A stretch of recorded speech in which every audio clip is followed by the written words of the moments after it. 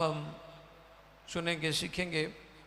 आज सुबह जो मेरा टॉपिक था वो रूहानी पुख्तगी के ताल्लुक से था, स्पिरिचुअल मैच्योरिटी। और आज शाम भी हम रूहानी पुख्तगी के ताल्लुक से सीखेंगे। और आज का जो मौजू है नोट कर लें अगर आप लिख रहे हैं, और अगर नहीं लिख रहे तो फिर ज़हन नशीन कर लें इसे। आज का जो मौजू है वो है हमें क्यों खुदा के हुजूर बैठना चाहिए, हमें खुदा के हुजूर क्यों इंतज़ार करना चाहिए, हमें खुदा की आवाज़ क्यों सुननी चाहिए। इसके ताल्लुक से आज हम सीखेंगे। और 7 बातें, 7 पॉइंट्स होंगे जिन पर हम गौर करेंगे। मेरे साथ मुकद्दस कलाम में से इमसाल की किताब है 8वां बाब 34वीं आयत मुकद्दसा। इमसाल 8वां बाब और उसकी 34वीं आयत मुकद्दसा। जो लोग बाहर हैं उनको आवाज़ आ रही है? ओके जी। कलाम खुदा में यूं रकम है, मुबारक है वो आदमी, मुबारक है वो आदमी जो मेरी सुनता है, वाह, जो मेरी सुनता है और हर रोज मेरे फाटिकों पर इंतजार करता है और मेरे दरवाजों की चौखटों पर ठहरा रहता है। मुकद्दस कलाम के पढ़े और सुने जाने पर खुदावंद की बरकत। सब कहें आमीन। मुबारक है वो आदमी जो मेरी सुनता है। और मौजू क्या है? हमें क्यों खुदा की आवाज़ को सुनना है, हमें क्यों खुदा के हुजूर बैठना है। क्योंकि इस आयत में बड़ी खूबसूरत बातें लिखी हैं। मुबारक है वो आदमी जो मेरी सुनता है और हर रोज मेरे फाटिकों पर इंतजार करता है। हमें खुदा का इंतजार क्यों करना चाहिए, यह आज का मौजू है। हमें खुदा की सुननी चाहिए, हमें उसके फाटकों में बैठना चाहिए, हमें उसकी हजूरी में वक्त गुजारना चाहिए।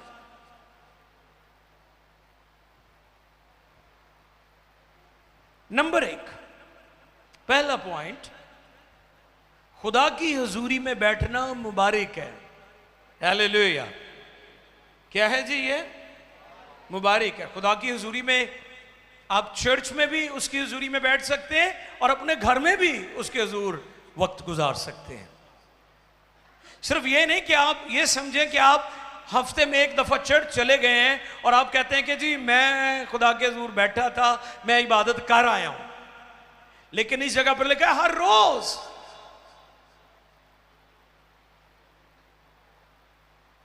मुकद्दस कलाम में लिखा है खुदा यीशु मसीह की खिदमत के दौरान मर्था और मरियम का जिक्र है। उनमें से एक बहन जो है वो यीशु मसीह के खाने पीने का इंतज़ाम कर रही है और दूसरी उसके कदमों में बैठकर तालीम पा रही है। और खुदा ने किसको कहा था कि इसने अच्छा हिस्सा चुन लिया, जो उसके कदमों में बैठकर तालीम पा रही थी। क्योंकि जब हम उसके कदमों में बैठते हैं तो हम रिस्टोर होते हैं, हम रिचार्ज होते हैं। मैं मोबाइल के बारे में गौर कर रहा था कि मोबाइल को हमें चार्ज करना पड़ता है, और अगर हम चाहते हैं ना कि मोबाइल जल्दी जल्दी चार्ज हो जाए तो फिर मोबाइल को बंद भी करना पड़ता है। उससे क्या होता है कि उसके सारे जो फंक्शन है वो ऑफ हो जाते हैं, बंद हो जाते हैं, और आपका मोबाइल जो है वो जल्दी चार्ज हो जाता है। और अगर आपने सारी एप्लीकेशंस खोली हुई हैं और मोबाइल चल रहा है तो वो आहिस्ता आहिस्ता चार्ज होगा, उसकी जो रिचार्ज है वो आहिस्ता आहिस्ता होगा। लेकिन अगर आप उसे ऑफ करके करते हैं तो वो ज़रा जल्दी हो जाता है। खुदा की हजूरी में बैठना भी बिल्कुल ऐसा ही है कि आप रिचार्ज हो जाते हैं, आपको नया जोर मिल जाता है, आपको नई कुव्वत मिल जाती है, और ये मुबारक वाली है। क्योंकि जब आप उसके कदमों में बैठते हैं तो फिर आप रिसीव करते हैं। क्या करते हैं? रिसीव करते हैं। दुआ का मतलब सिर्फ बातें करना नहीं है, खुदा को सुनाना नहीं है, बल्कि खुदा के कदमों में बैठकर उसकी सुनना भी है। ये बहुत ज़रूरी है। हमने जो दुआ का मकसद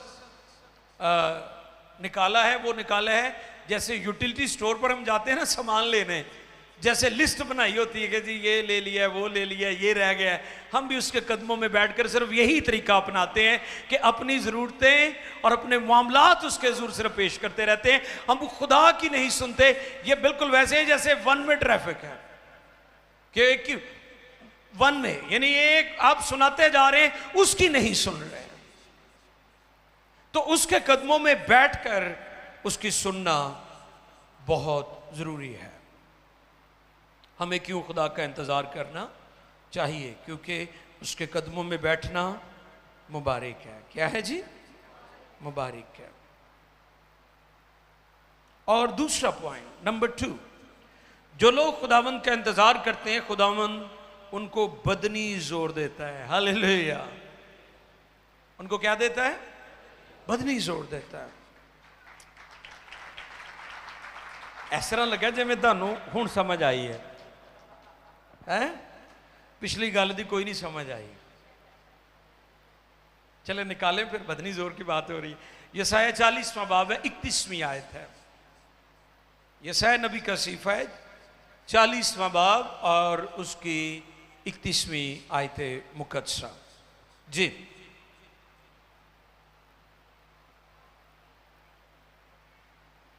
जी।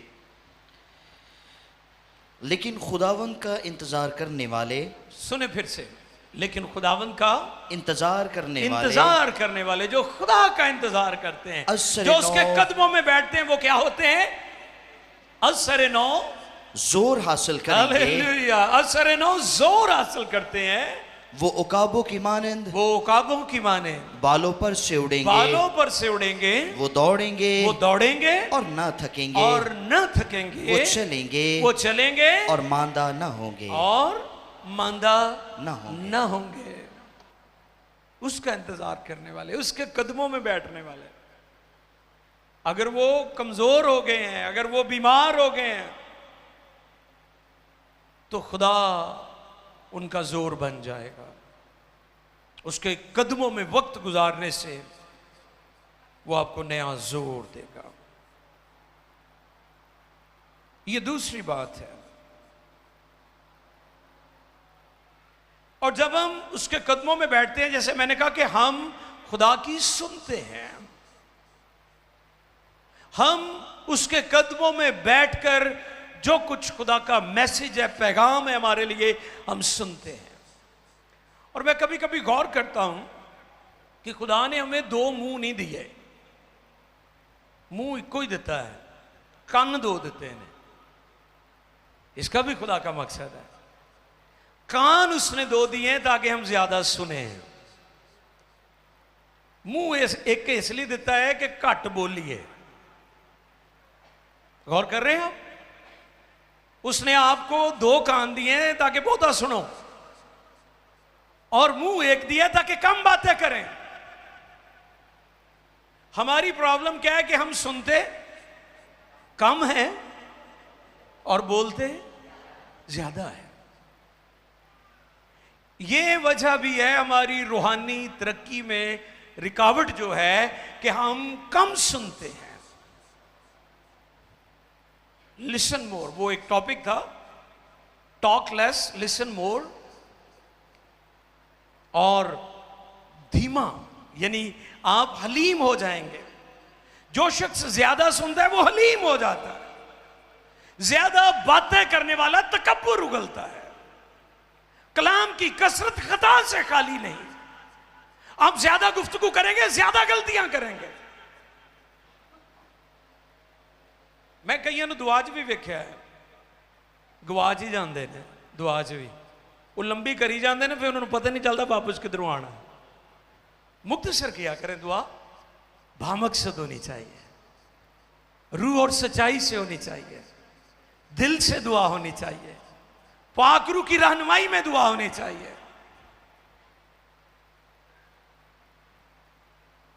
खुदा ने हमें 2 कान दिए ताकि ज्यादा सुने और बोले कम। दूसरा पॉइंट क्या था? खुदा का इंतजार करने वाले बदनी जोर पाते हैं।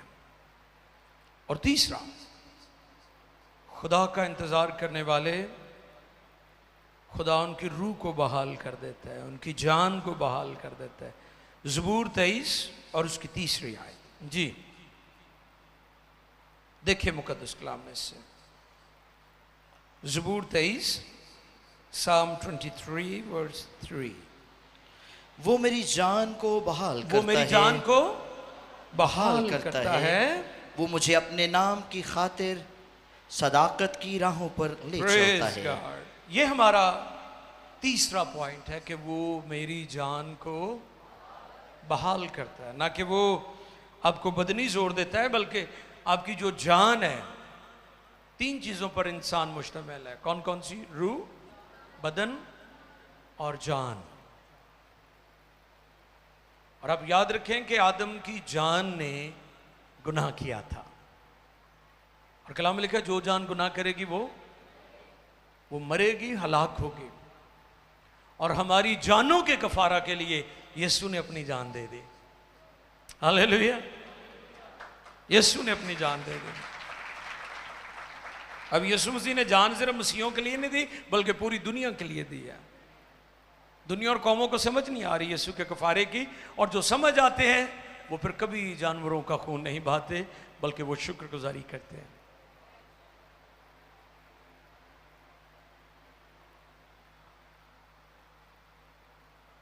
उसकी हजूरी में बैठने से हमारी जान बहाल हो जाती है।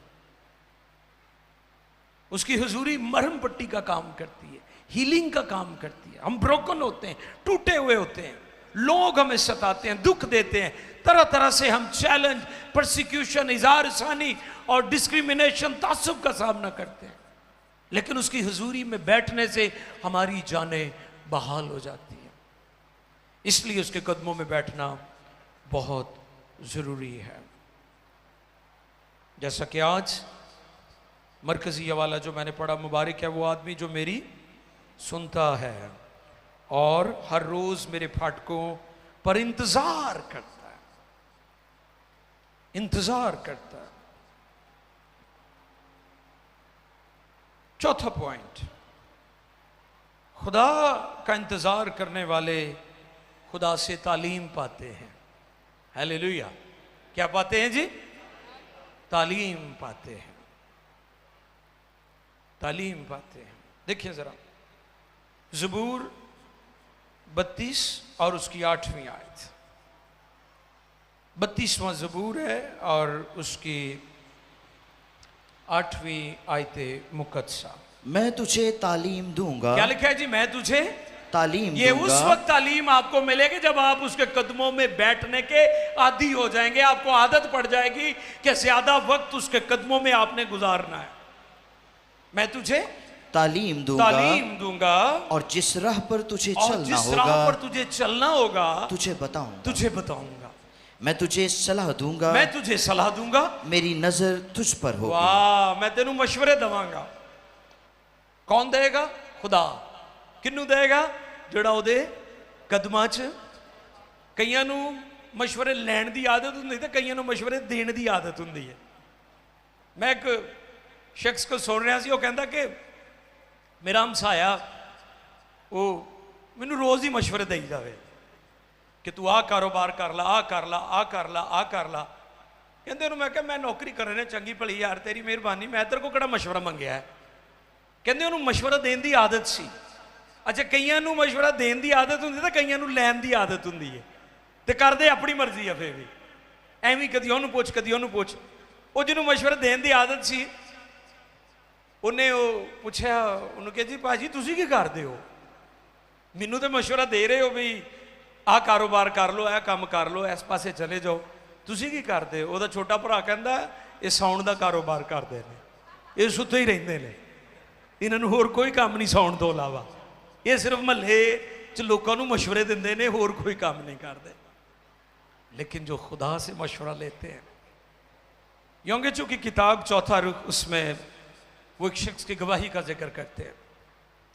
वो कहते कि वो एक शख्स मेरे पास आया, कहने लगे पास्टर योंगेचू, मैं कारोबार करना चाहता हूँ, गरीब आदमी हूँ, तो क्या काम करूँ। योंगेचू ने दुआ की कि आप नमक का कारोबार कर लें। पुरानी बात है ये, दूसरी जंग अजीम के मौका पर। वो कहते हैं कि उस शख्स ने साइकिल पर नमक बेचना शुरू कर दिया, और जो शाम तक उसने बेचा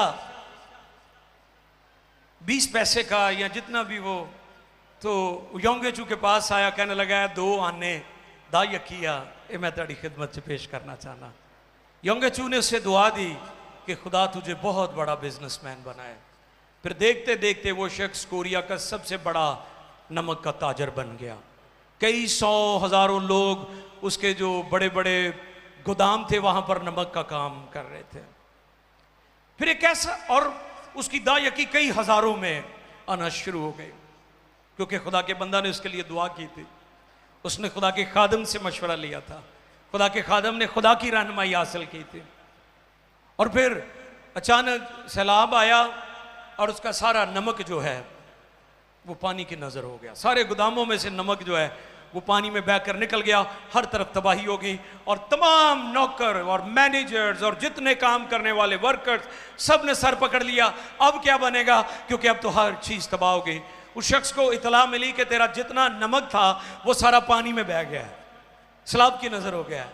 वो आया और उसने अपने गोदामों को खोला और वहां पर उसने प्रशिश करना शुरू कर दी। वो हैरान हो गया। उसके सारे मुलाजिम, काम करने वाले, फैक्ट्री के मैनेजर्स, उन्होंने कहा कि बॉस को हो क्या गया है, सब कुछ उजड़ गया है, सब कुछ खत्म हो गया है, कुछ भी बाकी नहीं रहा, और ये गीत गा रहा है, प्रशिश कर रहा है, इबादत कर रहा है, खुदा को मुबारक कह रहा है। उससे पूछा उसके मैनेजर ने, सर आर यू ओके, तुम ठीक ते आ गए हो ना ज़हनी तौर पर, तुहानू पता है कि की होया? कहते जी मुझे पता है। की होया? उसने कहा मुझे पता है, सारा नमक जो है वो पानी में बह गया है। तो उसने कहा कि आप गीत गा रहे हैं, किसी बैंक में जाएं, कर्जा अप्लाई करें, ये करें वो करें। उसने कहा नमक चला गया है, यीशु अभी तक मेरे साथ है। आमीन। उसने कहा नमक चला गया है, नमक मुझे पता है चला गया है, लेकिन यीशु अभी तक मेरे साथ है। और जो लोग खुदावन से मशवरा लेते हैं वो कभी नाकाम नहीं होते हैं। और खुदा ने उसे बहाल किया, खुदा ने उसे रिस्टोर किया।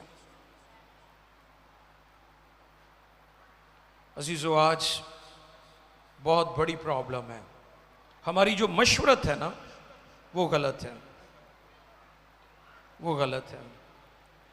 मशवरा देने वाले भी गलत हैं, और जहां से मशवरा लिया जाता है वो भी हमारा गलत तरीका है। अगर हम उसके कदमों में बैठ जाए, सवाले को दोबारा पढ़ दीजिएगा जो अभी पढ़ा है आपने, कि मैं तुझे सलाह दूंगा। क्या दूंगा? मैं तुझे तालीम दूंगा, मैं तुझे तालीम दूंगा, और जिस राह पर तुझे चलना और होगा, जिस राह पर तुझे चलना होगा तुझे बताऊंगा, तुझे बताऊंगा। मैं तुझे सलाह दूंगा, और मैं तुझे क्या करूंगा जी? सलाह दूंगा, सलाह दूंगा, और मेरी नजर तुझ पर होगी। और मेरी नजर। योंगेचू अपनी उसी किताब में लिखते हैं कि 2 नौजवान, उन्होंने देखा कि योंगेचू का चर्च बहुत बड़ा है, उन्होंने कहा असीं भी बनावांगे, जिवें आजकल हो रहा है कि अपने पास्टर नाल लोकी लड़ के उत्थे गिरजा नवां शुरू कर लेंदे ने, ते विचों ही 2 4 5 बंदियां नूं ठीक है पिछे ला लू के कहते चलो कोई ना कोई काम ते पहुंचेगा ना किते। योंगेचू को देखकर 2 नौजवानों ने कर्जा ले लिया बैंक से, जगह ले ली, चर्च बनाना शुरू कर देता।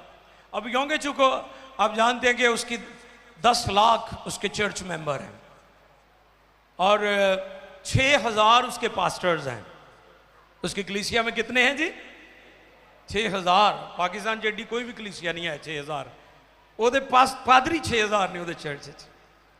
उन 2 नौजवानों ने कहा कि लो भाई हुण असीं भी योंगेचू का मुकाबला करना है, तो असीं भी गिरजा बना लेना, तो वेखियो दायकी आएगी, पैसे आएंगे, मार गड्डियां होणगियां, तो खुले ही शवारमे भी चलणगे, तो जनाब पीजे भी आएंगे, तो सुबह सुबह पैप्सी नाल नाश्ता कराया करांगे, हैं तो ब्रश भी पैप्सी नाल ही कराया करांगे। वो कर्जा ले लिया उन्होंने,